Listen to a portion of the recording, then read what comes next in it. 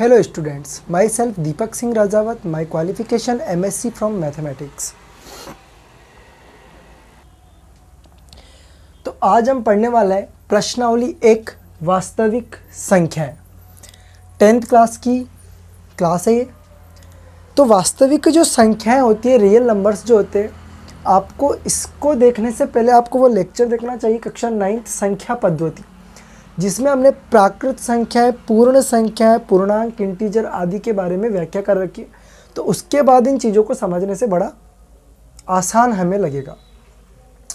तो इस चैप्टर को पढ़ने से पहले हमें पता होना चाहिए कि इस चैप्टर में हमें पढ़ना क्या है। तो इसमें हम यूक्लिड विभाजन प्रमेयिका के बारे में अध्ययन करेंगे। अभाज्य गुणनखंड विधि से एलसीएम व एचसीएफ निकालेंगे, जो हमारी प्रश्नावली 1.2 है। इसको हम सीखने का प्रयास करते हैं कि अभाज्य गुणनखंड विधि से एलसीएम व एचसीएफ कैसे निकालते हैं। इसको पहले स्टार्ट क्यों कर रहे हैं? क्योंकि हम बचपन में एक छोटी क्लासों में भी इसे पढ़ते हैं। एलसीएम को लघुत्तम समापवर्तक ल से भी बोला जाता है। एचसीएफ को महत्तम समापवर्तक या फिर हाईएस्ट कॉमन फैक्टर म से भी इसे बोला जाता है, जो बचपन में हमने पढ़ा है। इसलिए हम पहले इसको क्लियर करेंगे, फिर धीरे धीरे स्टेप बाय स्टेप हम यूक्लिड की तरफ भी जाएंगे। एलसीएम की जो फुल फॉर्म होती है लोवेस्ट कॉमन मल्टीपल, एचसीएफ होता है हाईएस्ट कॉमन फैक्टर। ये हमारे पास एलसीएम व एचसीएफ होता है। तो समझते हैं कि अभाज्य गुणनखंड विधि से एलसीएम व एचसीएफ कैसे निकाला जाता है। तो इसको एक एग्जाम्पल के माध्यम से या फिर एक उदाहरण के माध्यम से इस चीज़ को हम समझते हैं, एक प्रश्न के माध्यम से इसको समझने का प्रयास करते हैं। प्रश्न है 20 व 40 का एलसीएम व एचसीएफ ज्ञात करना है अभाज्य गुणनखंड विधि के द्वारा। तो समझते हैं, पहले हमें 20 के अभाज्य गुणनखंड कर लेने। इसके अगर मैं आंसर लिखना चाहूँ तो कैसे देंगे अपन? सर्वप्रथम हम 20 के अभाज्य गुणनखंड करेंगे। तो 20 के जो अभाज्य गुणनखंड होंगे वो होंगे 10। अब ये तो बड़ी आसान चीज़ है, बचपन में हम इन्हें करते थे। तो जो 20 था, इसे 20 को हमने 2 × 2 × 5 के रूप में इसे लिख दिया। अगर मैं इसे और अच्छा लिखना चाहूँ या फिर इसे और अच्छा दिखाना चाहूँ तो इसको हम ऐसे भी लिख सकते हैं कि 2 की घात 2 × 5। तो इसको ऐसे ही लिखेंगे ताकि बातें हमें समझ में या अच्छे से हम चीज़ों को समझ सकें। 5 की घात 1, क्योंकि 5 एक बार आ रहा है, इसलिए हम 5 की घात 1 यहाँ पर रिप्रेजेंट करेंगे। ठीक उसी प्रकार हमें 40 का भी देखना है कि 40 के जो अभाज्य गुणनखंड होंगे वह किस तरीके से होंगे। तो 20, 10, 5 और 5 एकम 5। तो 40 की जो ओवरऑल कहानी थी वह 2 की घात 3, क्योंकि 2 3 बार आ रहा है, और यहाँ पर 5 की घात 1, क्योंकि 5 एक बार ही है। अब ये घातों के रूप में क्यों लिख रहे हैं, इसका कारण है, इसका कुछ लॉजिक है, इसको समझते हैं। एक डाउट में क्लियर कर दूं, आपके माइंड में क्वेश्चन आता है कि 40 को हम ऐसे भी तो लिख सकते थे कि 5 × 2 × 2 × 2 2 × 2 × 2 × 5 ही क्यों लिखा? बिल्कुल सही लिख सकते थे, क्योंकि हमारी जो कक्षा 10वीं में एनसीईआरटी जो बुक है उसमें एक प्रमेय दे रखी है, अंक गणित की आधारभूत प्रमेय। ये अंक गणित की आधारभूत जो प्रमेय होती है, ये क्या होती है कि जब अभाज्य गुणनखंड विधि लगाई जाए तो वहाँ पर क्रम का कोई महत्व नहीं है। आप 2 × 2 × 2 × 5 लिखो तो भी ठीक है, या 5 × 2 × 2 × 2 लिखो तो भी ठीक है, बात सही ही होगी, कोई गलत नहीं निकाला जाएगा। लेकिन अब किसी के माइंड में ऐसा भी आता है कि सर 40 को हम 10 चौक 40, 4 एकम 4, खेल ही खत्म हो जाएगा ना, इतना लंबा खींचने से क्या आवश्यकता है, इतनी लंबी कैलकुलेशन करने में टाइम ज़्यादा चल जाएगा। बिल्कुल नहीं। देखो प्रश्न देखते हैं कि अभाज्य गुणनखंड है, तो अभाज्य गुणनखंड होता क्या है? पहले तो हमें अभाज्य गुणनखंड समझने से पहले अभाज्य संख्याएं समझनी होगी कि अभाज्य संख्या क्या होता है, प्राइम नंबर्स क्या होते हैं। तो ये प्राइम नंबर होते क्या, अभाज्य संख्या होती क्या? तो अभाज्य संख्या किसे कहते हैं? जिसमें सिर्फ स्वयं का भाग जाता है, जैसे कि 1 है, 3 है, 5 है, 7 है, 11 है, 13 है आदि और भी संख्याएं ऐसी है जिसमें केवल सिर्फ इन्हीं संख्याओं का भाग जाएगा।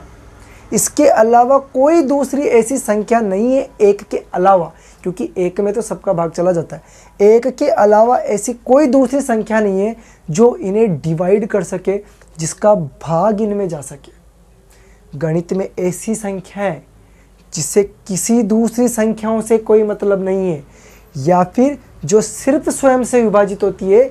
गणित की दुनिया में ऐसी संख्याओं को अभाज्य संख्या के नाम से जाना जाता है। तो यहाँ पर देखेंगे तो 2, 2, 2, 5 ये सब अभाज्य संख्या है, इसलिए अभाज्य गुणनखंड विधि बोलते हैं। यहाँ नोटिस करो 2, 2, 5, लेकिन यहाँ 10 भाज्य संख्या है, क्योंकि 10 में 2 का भाग जाता है, 5 का भाग जाता है, 4 भी भाज्य संख्या है। आप इसे ऐसा नहीं लिख सकते हो, ये गलत है, ये गलत मान्य होगा गणित की दुनिया में। तो बात करते हैं अपन HCF और LCM की, कि HCF और LCM क्या होता है। आई होप आपको बात समझ में आ रही होगी, माइंड में चीज़ें जा रही होगी। अब HCF निकालने का तरीका देखते हैं। HCF होता है हाईएस्ट कॉमन फैक्टर, जो दोनों में कॉमन आ रहा है। यहाँ 2 भी दोनों में आ रहा है, 5 भी दोनों में आ रहा है, तो 2 और 5 दोनों को ही हमें सेपरेट यहाँ पर लिख लेना है, लेकिन न्यूनतम घात के साथ। कि घात कौन सी ले, जो दोनों में कॉमन आ रहा है उनको यहाँ पर लेना है, लेकिन न्यूनतम घात के साथ। न्यूनतम घात का मतलब क्या है, 2 की घात 2 और 2 की घात 3 में छोटा कौन है, 2 की घात 2, तो घात 2 छोटी है तो 2 घात ले लेंगे। और मैं यहाँ पर बात करूँ 5 की, तो 5 भी दोनों में ही कॉमन है, लेकिन 5 की न्यूनतम घात यहाँ पर भी 1 है, यहाँ पर भी 1 है, तो सबसे छोटी घात या न्यूनतम घात 5 होगा। और इसका HCF डायरेक्ट निकल कर हमारे पास आ जाएगा 4 × 5 = 20। यही 20 और 40 का HCF होगा। वापिस समझते हैं इस चीज़ को कि 20 और 40 दोनों के अभाज्य गुणनखंड हमें करने। जो भी कॉमन मल्टीपल इसमें दिख रहा है, कॉमन फैक्टर, 2 इसके पास भी है, 2 यहाँ पर भी है, 5 भी दोनों में ही है, लेकिन दोनों को ही हमें लिख लेना है, लेकिन न्यूनतम घात के साथ या फिर छोटी घात के साथ हमें उसे लिख लेना है। अब हम बात करते हैं LCM की, कि LCM क्या चीज़ है। LCM होता है लोवेस्ट कॉमन मल्टीपल। सबको ले लो, जो भी आपको दिख रहा है यहाँ पर सबको ले लो, अधिक से अधिक, ज़्यादा से ज़्यादा घात वाले लेकर। सबको लेना है अधिक से अधिक घात लेकर। तो LCM क्या होता है, जो भी हमें दिख रहा है, 2 दिख रहा है, 5 दिख रहा है, जो भी हमें दिख रहा है सबको ले लो एक एक बार, अधिक से अधिक घात के साथ, वही हमारा LCM होगा। तो यहाँ पर मुझे 2 दिख रहा है, यहाँ पर मुझे 2 भी दिख रहा है, और यहाँ पर मुझे 5 भी दिख रहा है। 2 की सबसे ज़्यादा घात कितनी है, 3, तो 2 को 3 घात के साथ ले लो। और 5 दिख रहा है, 5 की अधिकतम घात 1 ही है, वापस मुझे 2 दिख रहा है, 2 मैंने ले लिया। 5 दिख रहा है, 5 मैंने ले लिया। तो 2 की घात 3, क्योंकि 2 की सबसे ज़्यादा घात 3 है और 5 की सबसे ज़्यादा घात 1 है। 2 और 5 के अलावा मुझे और कोई सदस्य यहाँ पर नहीं दिख रहा, तो इसका जो LCM होगा वह 2 की घात 3 मतलब 2 × 2 × 2 8 डायरेक्ट लिख सकते हो आप, और ये 5, और ये इसका जो LCM होगा वह हमारे पास 40 निकल कर आ जाता है। एक तरीका ये है, लेकिन क्या हम इसको ऐसे करें, तो एक और डायरेक्ट तरीका है। मैं इसी एग्जाम्पल को दूसरे तरीके से करके दिखाता हूँ, तो आप यहाँ पर ध्यान देना। मैं 20 व 40 का LCM व HCF किसी अन्य तरीके से निकाल रहा हूँ, जो आप निकाल चुके हो। देखो कैसे निकालना है। सर्वप्रथम आपको ऐसे ही एक रचना बनानी है और 20 और 40 को दोनों को यहाँ पर डिवाइड कर लेना है।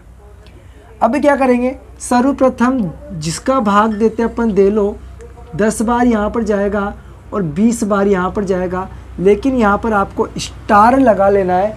ऐसा क्यों कर रहा हूँ, आपको वह संख्या जो दोनों को ही डिवाइड कर रही है, दोनों को ही भाग जा रहा है या दोनों को ही विभाजित कर रही है, उसके आगे स्टार लगा लेना है, एक संख्या वाले को नहीं लगाना।